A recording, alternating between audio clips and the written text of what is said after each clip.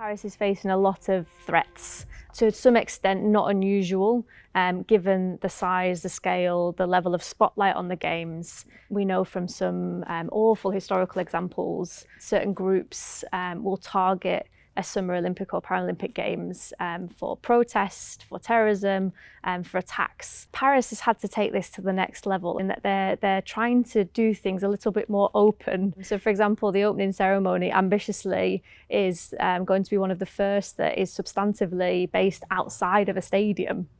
So whereas you would have had a security force that can bring a stadium and completely risk manage and understand all of the risks and threats and have as much procedure and protocols in there, the opening ceremony is looking to be across about a 7-kilometre distance of the River Seine, and it's going to involve about 600,000 people. There is no amount of risk assessment or money that can necessarily safeguard around such an ambitious project. And that's something that Paris has taken seriously, to the tune reportedly of about £320 million being spent on security forces. And some of the issues of even securitizing is finding that amount of guards or that amount of infrastructure to bring in.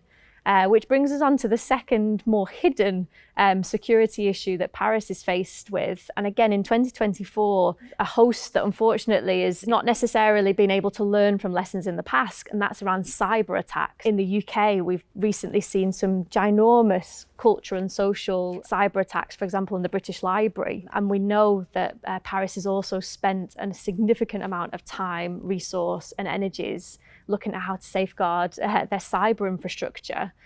So there's all sorts of hosts of threats and security issues.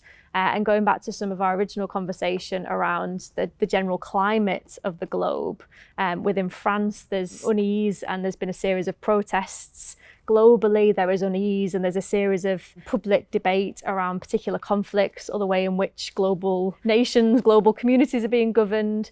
So it's a bit of a tumultuous context to be hosting in, and one that again the security has to have been front and centre to mitigate for some really horrific risks that could take hold.